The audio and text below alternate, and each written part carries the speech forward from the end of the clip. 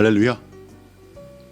오늘 우리가 함께 나눌 하나님 말씀 제목은 누구든지 받으리라.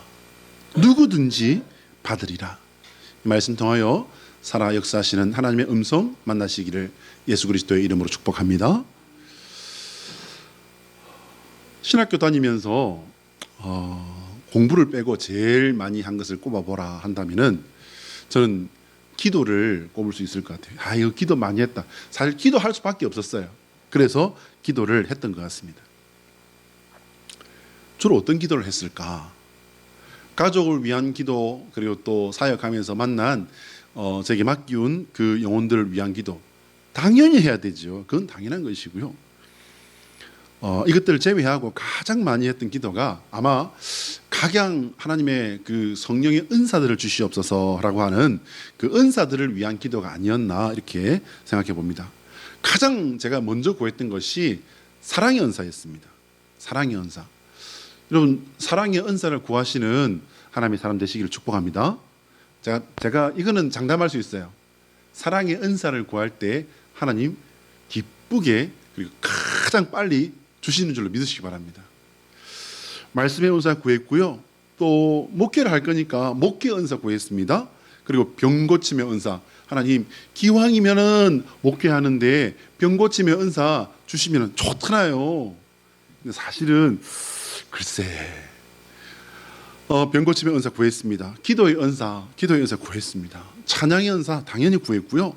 그리고 축기의 은사까지. 그리고 영분별의 은사, 또 심지어는요 어떤 은사까지 구했냐면 하나님 투시의 은사를 주시옵소서. 투시의 은사. 여러분 투시의 은사가 뭔지 아시죠? 팍 깨뜨려버리는 투시의 은사까지 달라고 기도했고, 하나님 방언의 은사를 주시옵소서, 영분별의 은사를 주시옵소서, 예언의 은사를 주시옵소서, 통변의 은사를 주시옵소서. 성령 하나님께서 그렇게 역사해 버리시면은요 이건 뭐 어마어마한 사람이 아니라 무시무시한 사람이 되지 않았을까 하는 그런 생각을 해봅니다. 어쨌든 각양 성령님의 은사를 그렇게 열심히 구했던 것 같아요. 왜냐하면 공부도 공부지만 목회하는 데 있어서 성령님께서 역사하시고 성령 하나님께서 역사하시는 그 자리에서 쓰임받는 종이 되고 싶었기 때문입니다. 그러면 그렇게 열심히 기도했으면 여러분 얼마나 응답을 받았을까요? 어떻게 생각하십니까? 우리 김희주 집사님은 응답 받았을까? 보기에는 별로 같은데? 별로 아니죠. 우리 김희주 집사님이 저를 얼마나 좋아하고 사랑해 주시는지 알고 있습니다. 네. 여러분 어떻게 생각하십니까? 응답 받았다고 생각하시나요? 얼마나 받았을까요? 예수님께서 우리에게 말씀하신 마태복음 7장 7절의 말씀이 있지 않습니까? 구하라, 찾으라, 문을 두드리라. 주시지 않을 것이었다면 그런 말씀을 예수님께서 하실 이유가 있었을까요? 없었을까요? 주시지 않을 거라면 그런 말씀 하실 이유가 없었을 거라고 생각합니다. 주님께서는 구하는 이에게 주시고 찾는 이에게 찾게 하시며 믿음으로 두드리는 이에게 열어주시는 주님이심을 믿으시길 바랍니다. 오늘 우리가 함께 읽은 본문 말씀은요 사도 베드로의 설교라고 할 수 있습니다. 성령 강림으로 인하여서 제자들이 성령님께서 말하게 하심을 따라서 각 나라 말로 방언을 합니다. 여러 지역의 그 해당 지역들에서 온 이 성경을 대충 이렇게 세보면 한 15개 지역 정도 됩니다. 근데 그 각 지역들, 그 지역들에서 온 사람들이 입이 딱 벌어져 버립니다. 아니, 우리가 살던 나라, 그 나라 말들이 여기서 들린다? 여러분, 디아스포라 유대인에 대해서 들어보셨을 겁니다. 여러분, 유대 백성들이 그 굴곡진 그 나라의 역사 속에서 많이 이방 나라로 이렇게 흩어져 살고 있습니다. 그래서 이제 때가 되면은 주요 명절이 되면은 또 예루살렘으로 와서 제사를 지내는 그런 일을 했지요. 근데 이제 예루살렘에 와서 제사를 지내려고 하는데 어머나 이게 뭔 일이에요? 내가 살던 나라, 그 나라 말이 막 들리는 거예요. 근데 거기 사는 사람들인데 그 나라 말을 막 하고 있는 거예요. 그러면서 하나님이 하시는 일에 대해서 확 사람들이 그 다른 나라 말로 말을 하고 있는 걸 듣습니다.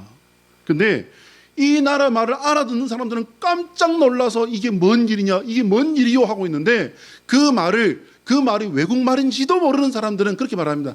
하이고 하이고, 이 사람들이 지금 때가 어느 때인데 지금 시간이 몇 시인데 말이야, 술에 취했구만, 술에 취했구만, 이렇게 얘기를 합니다.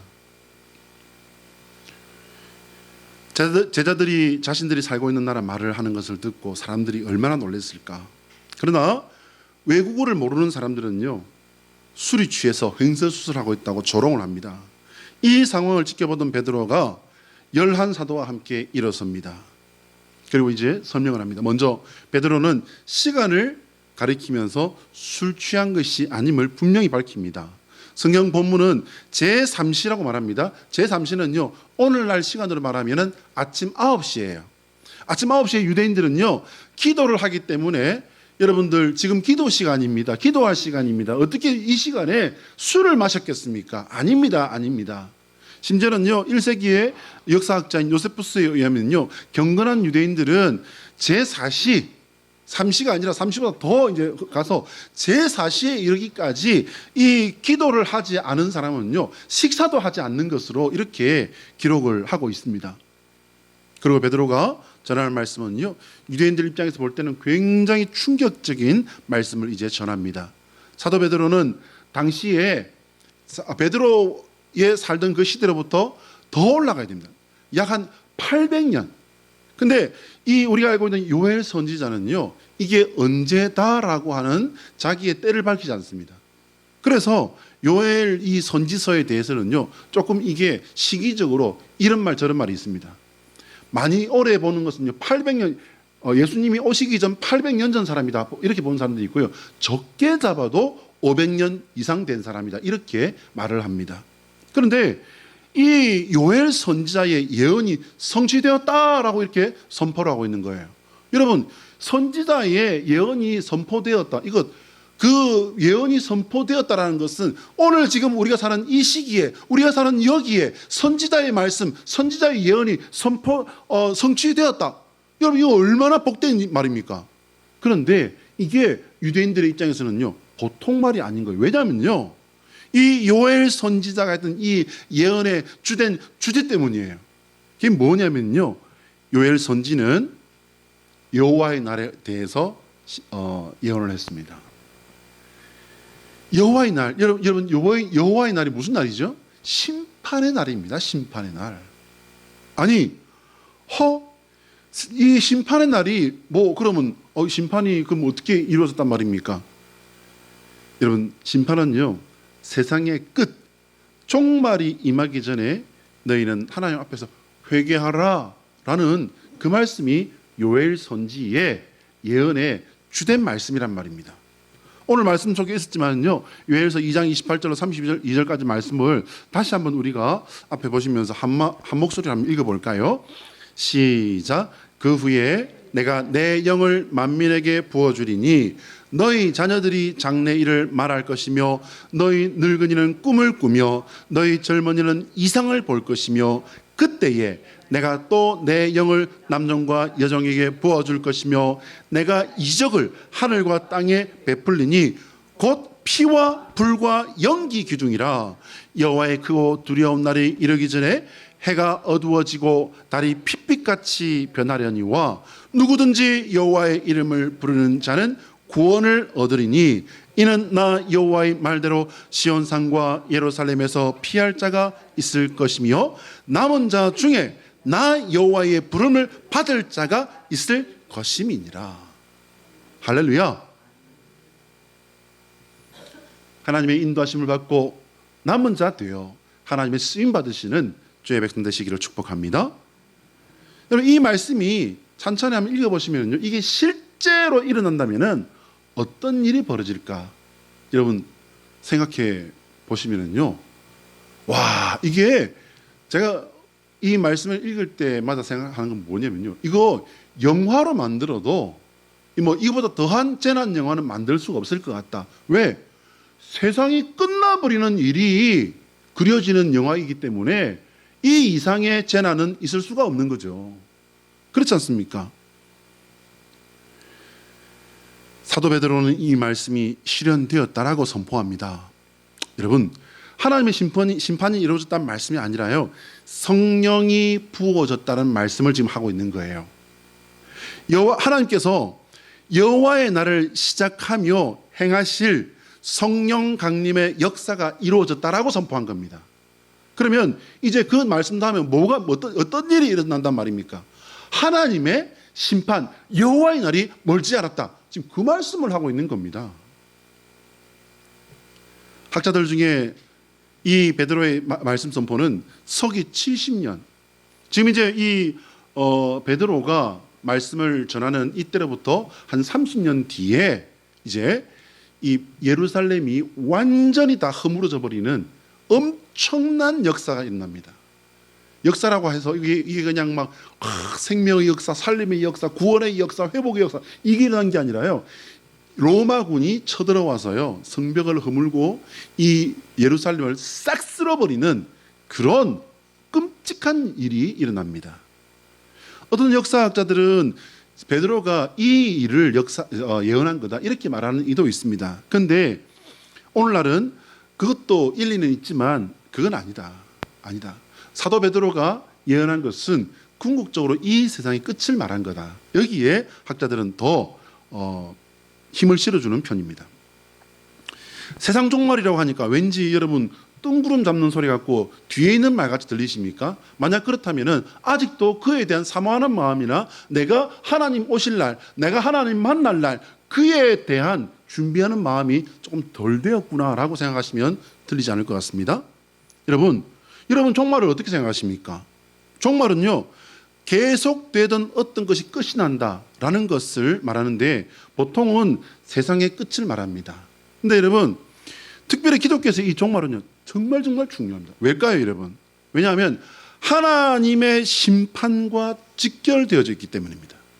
보통 사람들에게 종말은요 두려움과 호기심의 대상이 됩니다. 연세 많은 이제 그 신앙생활 열심히 하다가 연세도 아주 높은 그런 분이 이제 세상에서 살아가시는 그 삶을 다 정리를 하셔야 되겠습니다. 이제 암이 온몸이 다 퍼져서 더 이상 어떻게 할 수가 없습니다. 이렇게 말씀을 듣는 거하고 30대 이제 삶을 본격적으로 시작하는 그 나이에 아이고 어쩝니까? 젊은 나이에 암이 걸려서 온몸이 다 퍼져서 이제 이 현대의학으로는 더 이상의 어떤 방법이 없습니다.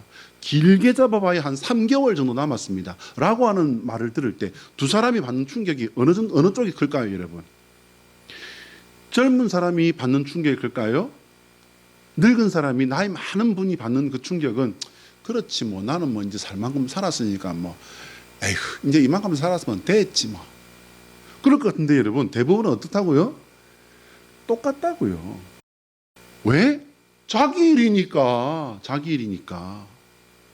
여러분 드라마나 이런 데서 굳이 안 보더라도요 우리가 생각해 볼 때 내게 이제 남은 날이 한 3개월에서 길게 잡으면 한 6개월 정도 남았다라고 하는 그런 어떤 말을 들으면 그 말 듣는 순간에 그 사람은 뭘 받았다고 생각합니까? 천국에 오라고는 하나님의 초청자 받았다고 생각하십니까? 아니면은 사형 선고 받았다라고 말을 합니까? 천국 초청자 받았다고 말하는 사람은 신앙인 중에서도 그런 사람은 많지 않을 것 같아요. 생각이나 마음을 많이 정돈하고 나면은 그래 어차피 앞으로 50년을 더 살아도 어차피 끝나는 거고 80년을 살아도 어차피 끝나는 건데 이제 남은 시간만이라도 내가 의미 있게 살고 내가 믿던 하나님 더 잘 믿고 마무리를 잘해야지. 사형 선고라고 내가 들었는데 이거 천국 초대장으로 받자. 이거는 훌륭한 신앙인이잖아요. 대부분의 사람들은 어떻게 해요? 내가 여기까지 어떻게 살아왔는데 내 고생한 게 뭔데?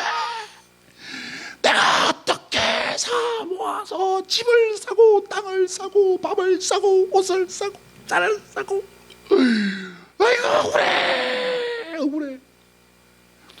보통 그러지 않습니까, 여러분? 보통 그러잖아요. 그리고 3개월 남았다라고 하는데 2달이 넘어가고 있는데도 내가 어떻게 살았는데 나한테 어떻게 이런 일이. 그리고는 그런 사람들 어떻게 해요? 3개월, 선고받았는데 3개월까지 못 가고 2달째까지 어떻게 하다가 꼴까닥. 사랑하는 여러분, 종말은 누구에게나 온다는 사실을 깨달으시길 바랍니다. 사람들은 왜 이렇게 이 자신의 종말에 대해서 두려움을 가지는가? 뭐냐면요, 본능적인 거죠. 본능적으로 내 삶이 이렇게 살아오던 이것이 끝난다는 여기에 대해서 사람들은 본능적인 이제 두려움을 가지고 있습니다. 그래서 이제 3개월, 길어봐야 6개월, 기적이 일어난다면 1년이라고 하는 말을 듣게 되는 순간 이제까지 당연히 누려오던 것들이 얼마나 소중하고 얼마나 엄청난 것들을 내가 누려왔는지 거기서부터 깨닫게 되는 경우가 사실은 많습니다. 왜 두려워할까요? 왜 두려워하냐면요, 그들은 내 이해력으로는, 나의 지식으로는 모르는데 내 영이 뭘 알고 있기 때문이냐면요, 하나님의 심판대를 알고 있기 때문입니다. 그래서 이것은 인간의 본능적인 두려움이다. 종말이라는 이 신학 용어를 말하면은 이게 괜히 멀게 느껴질 수 있습니다. 하지만은요, 여러분, 종말은요 100% 온다고 제가 말씀드렸습니다. 어떻게 목사님 그걸 장담할 수 있어요? 종말은요 2가지 종말이 있다고 제가 늘 말씀드리잖아요. 어떤 종말론이 있죠? 첫째는 뭐냐면 범우주적인 종말론. 이거는 온 세상이 다 이제 종말로 끝나는 거예요. 두 번째는요, 개인적인 종말론. 이렇게 2가지를 말씀드렸지 않습니까? 그런데 말이 나온 김에 종말론에 대해서 우리가 조금 더 들어가 보면요, 종말론의 특징을 우리가 정리를 좀 해봅니다. 첫 번째 특징은 뭐냐면 그때를 알 수 없어요.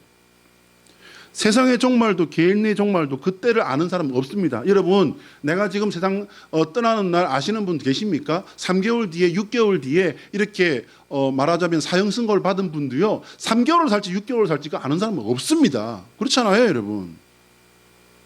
종말론의 특정한 때를 말하면요, 이미 그건 뭐냐면요 2단 3단이에요. 2단 3단. 사도행전 1장 7절 말씀을 같이 한번 읽어볼까요? 앞에 뜰 텐데요. 사도행전 1장 7절의 말씀. 자, 시작. 이르시되 때와 시기는 아버지께서 자기의 권한에 두셨으니 너희가 알 바 아니요. 이 누구 말씀입니까? 예수님 말씀이에요. 예수님 말씀. 보세요. 때와 시기는 이게 뭡니까? 하나님의 종말의 때 말하는 거예요. 세상의 끝을 말하는 거예요. 그거 제자들이 언제입니까? 라고 물어보자 이렇게 대답하신 겁니다. 때와 시기는 아버지께서 자기의 권한에 두셨으니 너희의 알 바요, 알 바가 아니요? 너희의 알 바 아니요? 여러분, 얼마나 이거 냉정하게 딱 잘라 말씀하신 겁니까? 예수님께서 아주 딱 잘라 말씀하신 거예요. 또한 이 종말의 특징 두 번째는 뭐냐면요, 모든 것이 끝이라는 거예요. 모든 것이 끝이다. 세상이 아직 끝나지 않았을지라도요, 내가 끝났으면은 뭐가 끝난 거죠? 세상은 나에게는 끝난 거예요. 그렇잖아요. 그리고 이제 2가지의 영원 중에서 한 가지가 나에게 결정되는 겁니다. 뭡니까? 천국과 지옥입니다. 천국도 영원한 것이고요, 지옥도 영원한 것입니다. 깨달으시길 바랍니다. 마지막 3번째요. 이 종말론의 특징은요, 반드시 온다는 거예요. 반드시 온다. 피할 사람도 아무도 없다는 겁니다. 죽음이 없는 사람이 존재합니까, 여러분? 죽음이 없는 사람은 존재하지 않습니다. 마찬가지로 세상의 끝도 하나님께서 미리 말씀하셨습니다. 그래서 하나님께서 말씀하신 즉 하나님은 어떻게 하신다? 반드시 이루신다. 반드시 이루신다. 종말을 통해 우리는 또 한 번 하나님께서 얼마나 인격적인 분이신지 우리는 깨달을 수 있습니다. 아니, 세상을 끝내버리는, 창조주시라고 해서 끝내버리는 그 하나님 어떻게 인격적입니까? 예? 우리 다 고쳐가지고서 여기서 잘 살게 해주셔야지. 아니, 더 좋은 곳이 있다고 하는데 그게 인격이겠습니까? 탈도 많고 눈물도 많고 고통도 많고 고단하면 아픔도 많은 이 세상에 계속 살게 하는 것이 인격적이겠습니까? 성령 강림의 약속을 통해서 우리는 하나님의 인격을 깨달을 수 있습니다. 오늘 본문 17절 말씀을 보시면은요, 하나님께서는 세상의 종말에 앞서 하나님께서 성령을 모든 사람에게 주신다. 17절 한번 말씀 띄워주세요. 여러분, 이 17절의 말씀은요, 잘 읽어보시면은 저는 이 말씀 준비하다가 내가 잘못 읽었나? 다시 읽었어요. 맞는데? 성령을 모든 사람에게 부어준다는 거예요. 여러분, 오늘 말씀 제목이 뭐라고요? 제목이 누구든지 받으리라. 누구든지 받으리라. 사실요, 제가 본문 말씀 보면서 제가 정한 제목이거든요. 그런데 새삼 성경 말씀을 계속 읽으면서, 여러분, 주중에 제가 운동 열심히 하고 있거든요. 제 얼굴이 지금 많이 탔잖아요. 제가 이래봬도요, 살길이 제법 휘다우. 왜 웃으세요? 이렇게 보여드리면 되잖아요. 여기 탔구나. 흰 편인데 저희 집 사람이 이렇게 보더니 어휴, 새까맣게 탔네 그러는 거예요. 거울을 보니까 과연 새까맣게 탔어. 아침에 말씀을 들으면서 계속 반복 사도행전 2장 1장과 2장 계속 반복되게 들어놓고, 그리고는 열심히 걸었습니다. 그때 이제 듣고 또 들으면서 제가 이 제목을 정했거든요. 그런데 그렇게 정했음에도 불구하고 17절 말씀을 읽다가 내가 잘못 봤나 다시 보고 다시 봤어요. 그런데도 맞아요. 그게 뭐냐면요, 성령을 모든 사람에게 부어주리니, 말세에 내가 내 영을 모든 육체에 부어주리니. 저는 이 말씀이 읽고 또 읽어봐도 이야, 이게 되나? 모든 육체에 부어주리니. 여러분, 이렇게 안 하면요, 조금만 생각해 봅시다. 이렇게 안 하면 하나님이 심판하실 수 있어요, 없어요? 모든 육체에 성령을 부어주시고요, 모든 육체에게 하나님의 심판에 대해서 말씀 안 하시고 설명 안 하시고, 그러니까 말하자면은, 오늘 법률적인 용어로 말하자면요, 고지하지 아니하면 하나님의 심판이 돼요, 안 돼요? 안 되는 거예요. 안 되는 거예요. 모든 사람들에게 말세에 내가 내 영을 모든 육체에 부어주리니, 똑같이 부어준단 말이에요. 그런데 이 말씀을 딱 뒤집어 놓으면요, 오늘 우리가 살아온 이 현실과 이 말씀을 가지고 딱 1분만 생각해 보면, 이 말씀을 뒤집어 놓고 보면요, 하나님이 우리에게 누구에게나 성령을 부어주시는데 누구나 성령을 받는다 안 받는다? 누구에게나 주시는데 누구나 받지 않는다는 거예요. 아니, 받는 사람이 거의 없다는 거예요. 세상에 사는 모든 사람에게 성령을 부으신다. 저는 이 말씀이 가장 오늘 이 설교 준비하면서 큰 충격이었던 게 바로 이 말씀이었습니다. 하나님께서는 그렇게 하시겠다고 분명히 말씀하셨기 때문에 하나님께서는 그렇게 하실 분이심을 믿으시길 바랍니다. 성령을 받았으니 당연히 각양 은사들이 나타나는 겁니다. 자녀들이 예언을 하고요, 젊은이들이 환상을 보고요, 노인들이 꿈을 꾼다는 거예요. 사랑하는 여러분, 이 일이 어떤 사람들에게 일어납니까? 따라합니다. 원하고 바라고 기도하는 성도에게 성령이 임합니다. 할렐루야. 원하고 바라고 기도하는 성도에게 성령이 임하는 줄 믿으시길 바랍니다. 근데 원래 성령이 임해서 이렇게, 여러분 보세요, 예언하게 하고 환상을 보게 하고 꿈을 꾸게 하는 이거는요, 원래는 어떤 사람들에게 이게 일어난 일들이었죠? 구약성경에 보면은 특별한 사람들 아니었습니까? 선지자라고 굳이 이렇게 이름 붙일 수 있는 그런 분들에게 일어나는 일들 아니었나요? 근데 이게 누구에게나 일어난다는 거예요. 그뿐 아니라 하늘과 땅에 징조들이 나타난다고 베드로 사도는 예언하고 있습니다. 오늘 19절 말씀 제가 읽어드릴게요. 앞에 한번 보시기 바랍니다.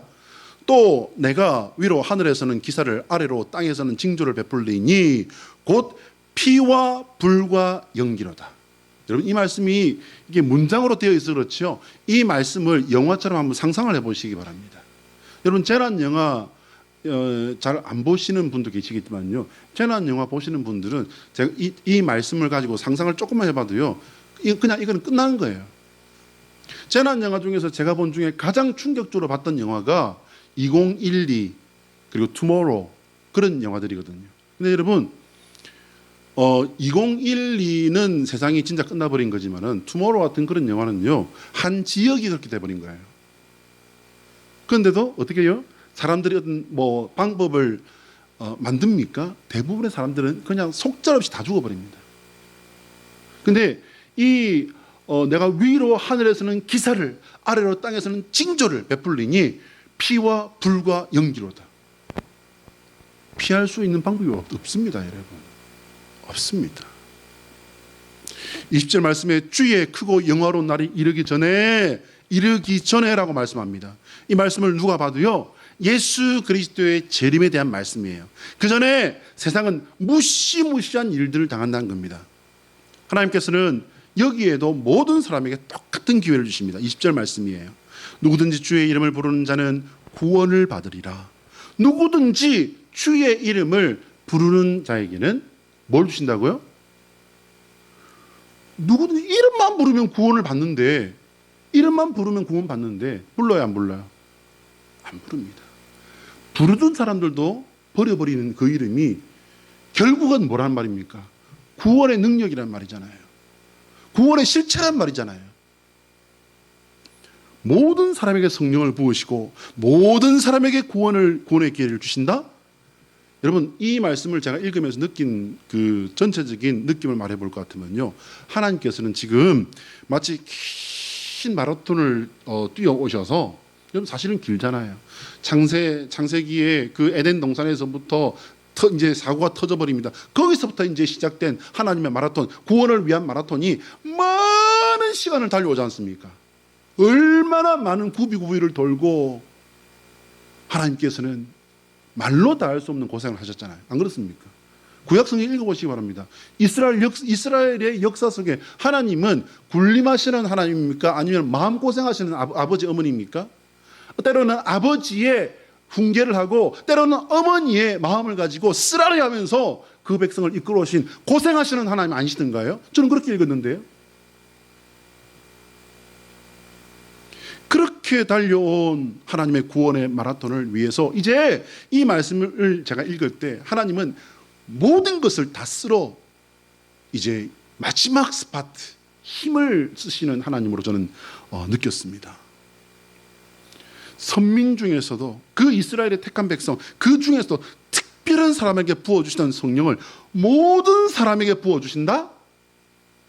택함받은 백성 외에는 꿈도 꿀 수 없었던 그 구원을 모든 사람에게 열어주신다? 여러분, 이 말씀은요, 하나님의 은혜의 말씀인 건 당연한 것이고요, 이것이 시작된, 이게 바로 뭡니까 여러분? 심판의 작업이 시작된 겁니다. 뭐 따라 할까요? 예수 그리스도의 십자가는 누구든지 구원받게 하는 하나님의 문이다. 자, 시작. 예수 그리스도의 십자가는 누구든지 구원받게 하는 하나님의 문이다.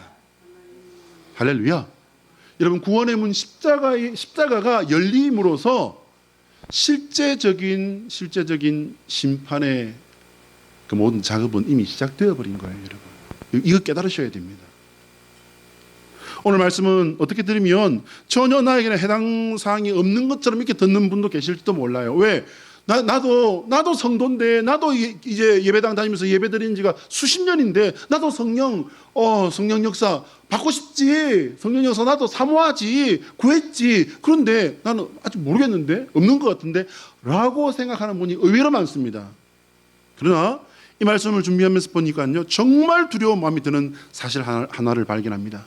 그 옛날 이스라엘의 그 선지자들에게나 부으셨던 성령을 오늘 우리 모두에게 받게 하셨는데요, 이미 우린 받았다는 거예요. 이상하다, 목사님 아닌 것 같아요. 나는 아무리 생각해도 나도 성령 받고 싶어요. 나는 아직 방언도 못해요. 여러분, 저도 방언 위해서 그렇게 기도했거든요. 이 은사라는 것이 얼마나 어처구니 없는 일인지 모릅니다, 여러분. 성령님의 은사인데 어처구니 없단 말을 써서 죄송하지만 저는 사실 그랬어요. 방언을 위해서 몇 년을 기도했는데 하나님 왜 이렇게 안 주실지 몰라요. 근데 여러분, 결국 신학교 가가지고 방언이 터졌거든요. 근데 이렇게 방언 받고 얼마 안 돼서 바로 깨달았어요.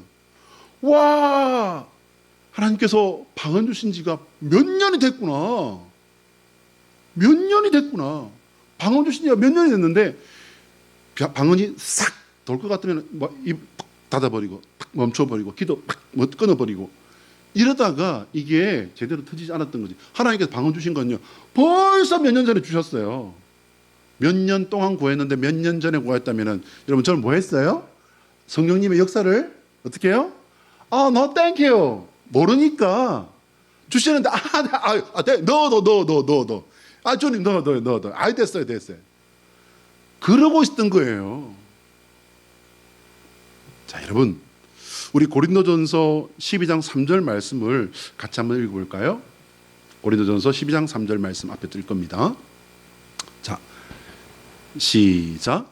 그러므로 내가 너희에게 알리노니 하나님의 영으로 말하는 자는 누구든지 예수를 저주할 자라 하지 아니하고 또 성령으로 아니하고는 누구든지 예수를 주시라 할 수 없느니라.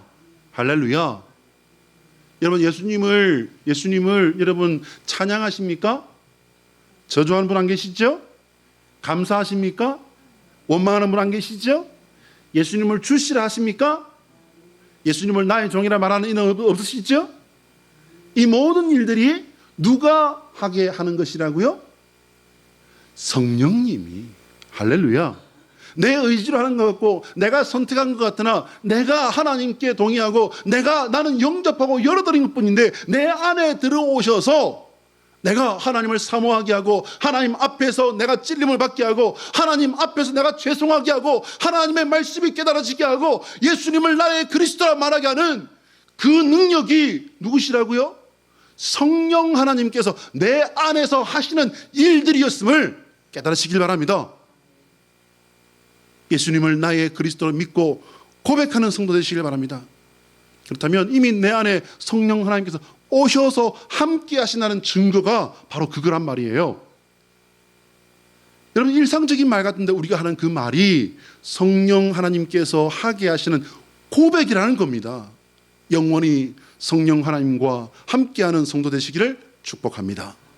성령 하나님은 알게 하시고 믿게 하시고 고백하게 하십니다. 성령 하나님께서 알게 하시는 것을 받으시기 바랍니다. 성령 하나님께서 믿게 하시는 것을 따르시기 바랍니다. 성령 하나님께서 고백하게 하시는 것을 내 생명이 끝나는 순간까지 지켜내시는 성도 되시기를 축복합니다. 말씀을 시작하면서 신학생 시절에 성령 은사 위에 기도했다고 말씀드렸는데요. 응답 받았을까? 당연히 받았다고 말씀드렸죠. 구하면 주시리라, 찾으면 찾으리라, 두드리면 열리리라 말씀하신 그분이 왜 안 주시겠습니까? 하나님께서 구하는 이에게 가장 빨리 주시는 성령의 은사를 우리가 정리하면서 말씀을 이제 끝내겠습니다. 갈라디아 5장 22절로 23절의 말씀을 우리 같이 한번 읽습니다. 시작. 오직 성령의 열매는 사랑과 희락과 화평과 오래 참음과 자비와 양성과 충성과 온유와 절제니 이 같은 것을 금지할 법이 없느니라. 할렐루야. 이거 내가 드러나는 거 여기 어디에 있습니까? 이 9가지 열매 중에 내가 드러나는 거 없습니다, 여러분. 내가 능력 있는 사람으로, 내가 높아질 수 있는 사람으로, 내가 신령한 사람으로 내가 드러나는 거 없어요, 여러분. 나를 내 안에서 변화시키고 나를 더 하나님께 깊이 들어가게 하고 나를 하나님의 말씀 앞에 더 꿇어 엎드리게 하는 능력이 될지언정 내가 사람들 앞에 드러나고 내가 사람들 앞에서 뭔가를 할 수 있는 그것은 여기는 없습니다, 여러분.